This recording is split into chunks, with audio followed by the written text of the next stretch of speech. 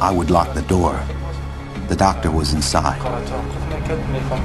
He would stop his work, having understood that somebody was here. Naturally, I was afraid, because the Taliban were everywhere. Ultimately, Asefi's team put about 80 retouched paintings back on display. The Taliban inspectors never noticed their subterfuge.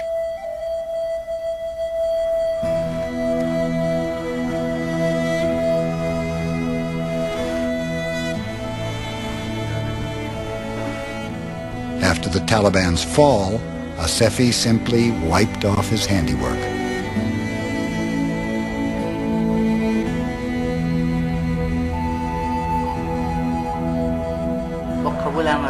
Despite all the suffering and hard work, our goal was to change something. And we did it.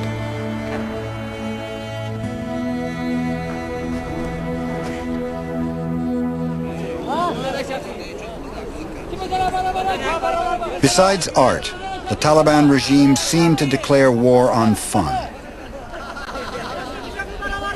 Bird fights, dancing, even kite flying were banned.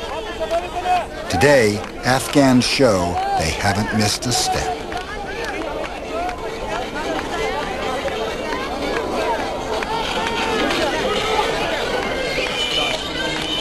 For Dr. Victor Sarianidi, the main show is just ahead. This afternoon at the presidential palace, the Russian archaeologist hopes to witness the opening of a treasure he has not seen for more than 20 years. Only he can verify if it is real. And that's where Victor's friend and National Geographic fellow Dr. Fred Hebert comes in. He will be in charge of scientifically cataloging the gold to promote research and exhibition of the rare objects, if they're there. Oh! Finally, the wait is over.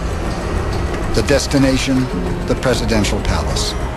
The mission, to determine if the Bactrian horde still exists. We're going to go through a series of checkpoints, and we're going to then proceed through the front gate of the presidential palace.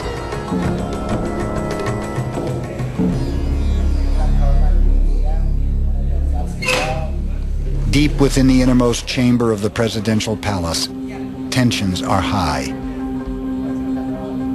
Could the Bactrian gold have survived the civil war and outlasted the Taliban?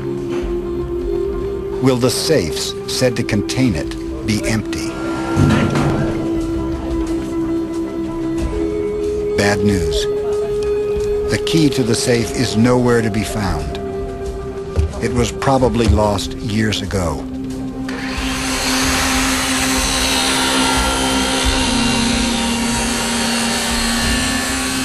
If the delicate treasure is inside, will it be damaged by the saw's intense heat? My heart was just trembling. I was worried about the gold, I was worried about the artifacts, I was worried about everything. Over 20 years of waiting finally comes to an end. The first object emerges from decades of mystery. This is the first piece. A golden floret hairpin Dr. Sarianidi pulled from the earth a lifetime ago.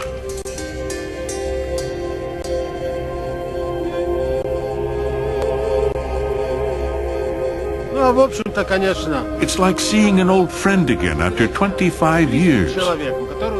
You didn't even know if he is still alive. And now you realize he's right here, waiting for you.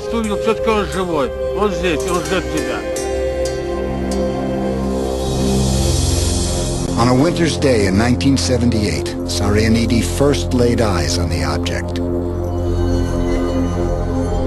About 2,000 years before, it had belonged to a nomad woman, perhaps a princess.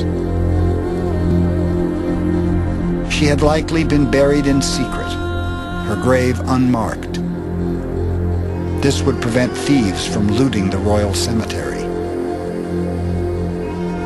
We think that the royal family probably buried their dead in this old ruins because the ruins had ghosts that would keep people away.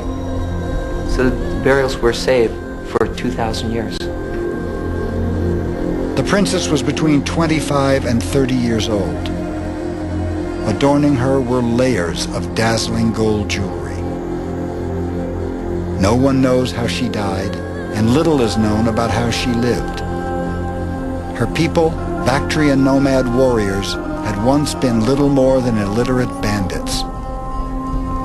But by the princess's time, they had learned the ways of commerce and grown rich as middlemen on the Silk Road. Silk Road trade would enrich her region for 1,000 years more. And within 400 years, it would fuel an artistic golden age at its great oasis, Bamiyan.